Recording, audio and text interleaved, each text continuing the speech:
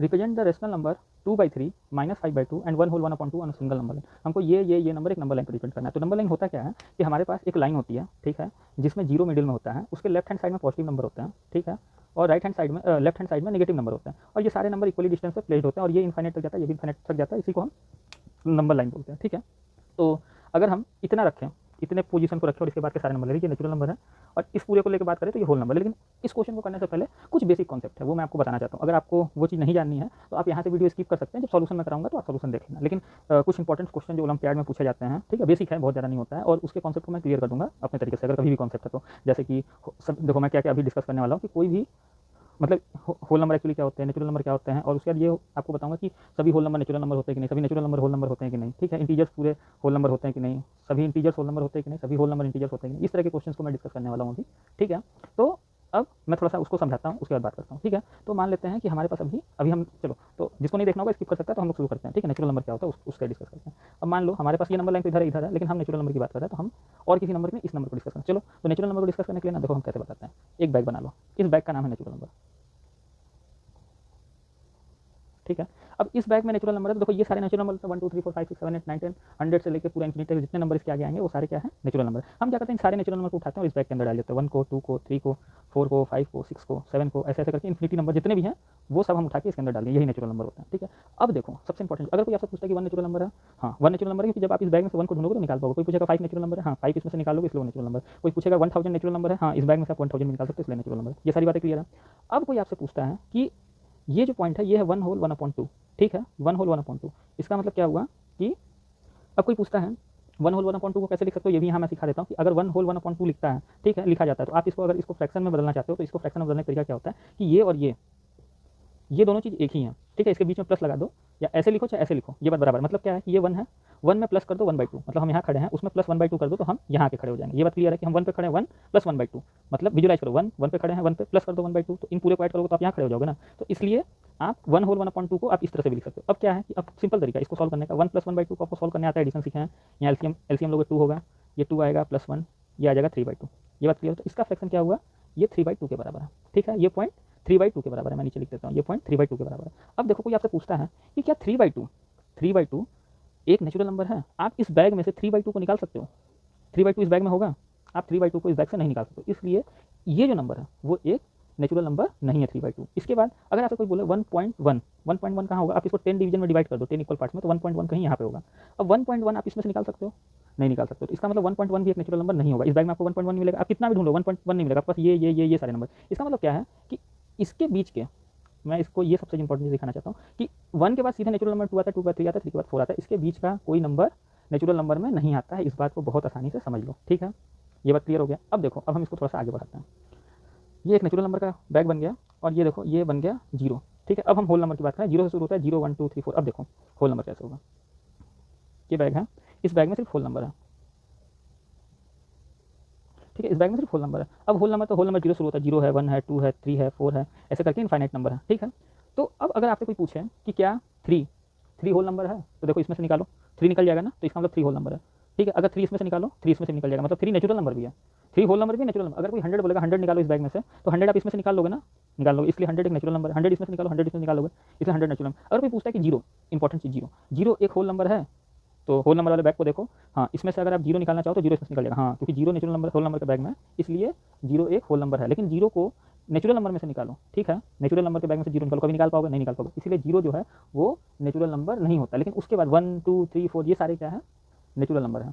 ये बात क्लियर है कि सारे नेचुरल नंबर हैं ये, लेकिन ये 0 जो है वो नेचुरल नंबर नहीं है, ठीक है। अब एक चीज़ और देखो कि एक बार ध्यान देखोगे ना, तो अगर एक और बैग बनाते हैं जिसमें क्या करते हैं ना, एक बड़ा बैग बनाते हैं, ये है होल नंबर का बैग, ठीक है। अगर आप इसमें 0 अलग कर दो और ये पूरा जो लिखे हो ये क्या है, नेचुरल नंबर है, तो एक इसके अंदर नेचुरल नंबर का बैग डाल सकते हो,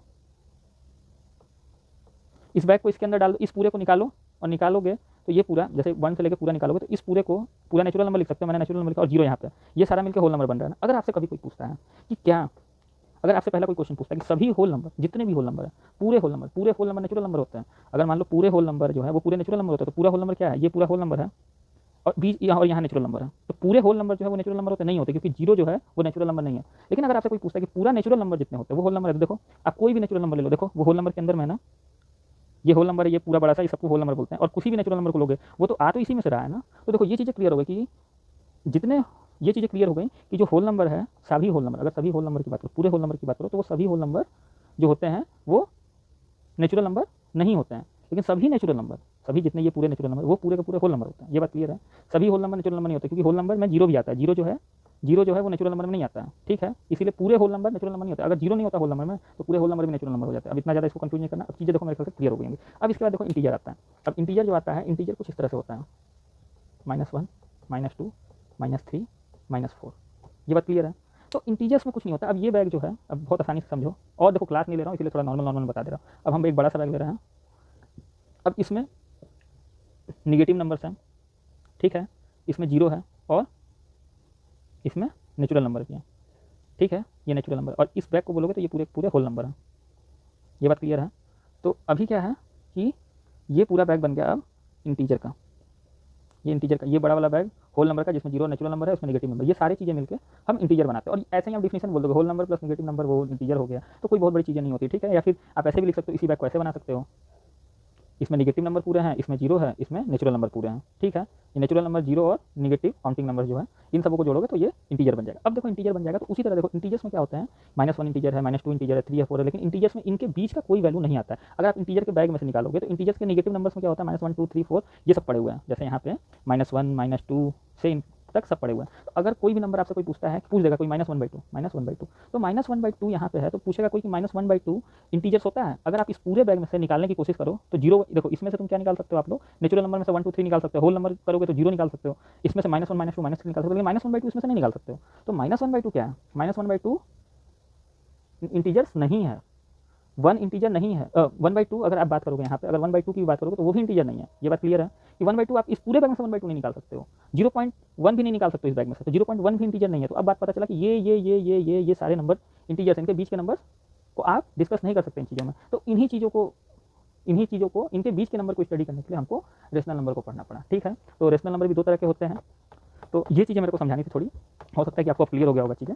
अब हम आते हैं कि अब हम इस नंबर्स को, अब होता क्या है कि देखो, अब नंबर सिस्टम देखिए ना, तो देख ही लेते हैं। तो देखो नंबर सिस्टम जो होता है, आपको पढ़ना क्या क्या है, आप पढ़ोगे देखो दो चीज़ें, एक होता है कॉम्प्लेक्स, ये 11 12 में पढ़ना है, ये होता है रियल नंबर, ठीक है। इसमें दो तरह के नंबर होते हैं रियल नंबर में, ठीक है। एक होता है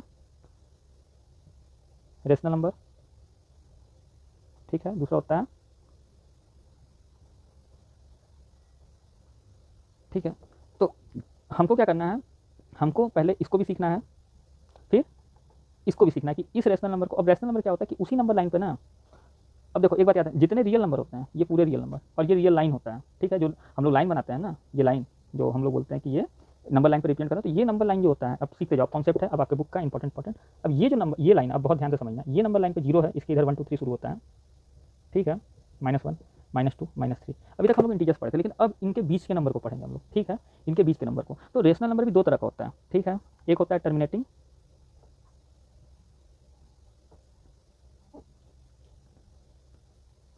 और दूसरा होता है नॉन टर्मिनेटिंग बट रिपीटिंग, ठीक है।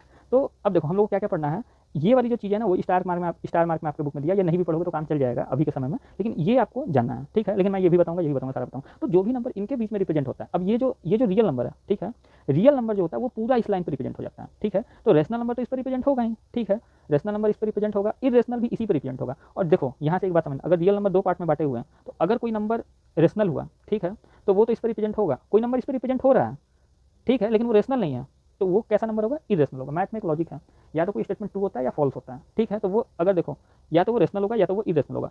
और ये जो होता है ना, ये रियल लाइन ही होता है, समझ, ये रियल लाइन समझ लो ना, ये रियल लाइन ही होता है। और इस रियल लाइन पे हर नंबर रिप्रेजेंट होता है, कॉम्प्लेक्स नंबर इस पर रिप्रेजेंट नहीं होता, इस बात को ध्यान देना, ठीक है। नंबर सिस्टम में आप ये जो पढ़ते हो रियल नंबर, ये रियल नंबर इस पूरी लाइन पे रिप्रेजेंट हो जाता है, ठीक है। तो रेशनल, अब इसके बीच के जो नंबर होते हैं, ठीक है, जैसे 0.1 हो गया, 2/3 हो गया, जो अभी तक हम बता रहे थे, जैसे 1 होल 1/2 हो गया, ये सारे नंबर जो यहाँ इनके बीच में सारे नंबर जितने होते हैं, वो सारे नंबर यहाँ रिप्रेजेंट हो जाते हैं, ठीक है। क्लियर कट बात, ये सारे इसी लाइन पर रिप्रेजेंट होंगे। अब कुछ नंबर आता है √2 टाइप का, ठीक है, √2 टाइप का, वो भी इसी नंबर लाइन पर रिप्रेजेंट होगा। तो सारे जितने भी नंबर होते हैं, जितने भी नंबर आप पढ़ते हो, ये सारे इसी नंबर लाइन पर रिप्रेजेंट हो जाएंगे, ठीक है। तो अब हम लोग प्रेजेंट करने जा रहे हैं इन नंबर को, इस नंबर को, जो ना इंटीजर्स है ना होल नंबर है ना नेचुरल नंबर है, ठीक है। तो हम इन सभी नंबर को अब रिप्रेजेंट करने जा रहे हैं इसी नंबर लाइन पर, ठीक है। तो अब शुरू करते हैं और जो भी अभी बची हुई चीज़ें होंगी वो सब भी धीरे धीरे हम लोग इसमें समझते जाएंगे, ठीक है। तो चलिए शुरू करते हैं। तो चलो, तो सबसे पहली बात है कि एक ही नंबर लाइन पे हमको रिप्रेजेंट करना है। तो सबसे पहले समझते हैं कि ये होता क्या है। मैं इससे पहले भी आपको समझा चुका हूँ कि प्रॉपर फ्रैक्शन क्या होते हैं, इम्प्रॉपर फ्रैक्शन क्या होते हैं। अगर ये बड़ा है और ये छोटा है तो ये प्रॉपर फ्रैक्शन, और प्रॉपर फ्रैक्शन हमेशा 0 और 1 के बीच में रिप्रेजेंट होता है, ठीक है। तो हम एक नंबर बनाते हैं इस तरीके से, नंबर लाइन। हम यहाँ 0 लिखते हैं, यहाँ हम 1 लिख दे रहे हैं, यहाँ 2, यहाँ 3। और हाँ, नंबर लाइन बनाने से पहले एक चीज़ सोच लो कि कौन से नंबर कहाँ रिप्रेजेंट होंगे। अगर देखो पहली चीज़ क्या है, बना भी दे रहा है कोई दिक्कत नहीं है, लेकिन आप लोग बनाने से पहले एक बार सोचोगे कि कौन से नंबर कहाँ रिप्रेजेंट हो रहा है, ठीक है। शायद मेरे को लग रहा है मैंने 1 होल 1/2 लिखा है, तो ये नंबर कहाँ रिप्रेजेंट हो रहा है। तो सबसे पहली बात है कि हम नंबर लाइन पे पता कर लेंगे, ये 0 से 1 के बीच में रिप्रेजेंट होगा ये नंबर, ठीक है। इसको स्टडी कर लो। 5 को डिवाइड करोगे 2 से तो आपको आएगा 2 टाइम्स में जाएगा, 2 आएगा, ये 1 आया। अगर ये 1 आया तो ये 1/2 आया, तो ये आ रहा है आपका 2 होल 1/2 आ रहा है, ठीक है। इसको मिक्स फ्रैक्शन में कैसे रिप्रेजेंट करना है, मिक्स फ्रैक्शन में रिप्रेजेंट करके आप पता कर सकते हो कि वो किस नंबर के बाद रिप्रेजेंट है। अगर ये 2 आया तो मतलब मैंने सिखाया ना, इस नंबर को आप ऐसे भी लिख सकते हो, इस पूरे को 2 + 1/2।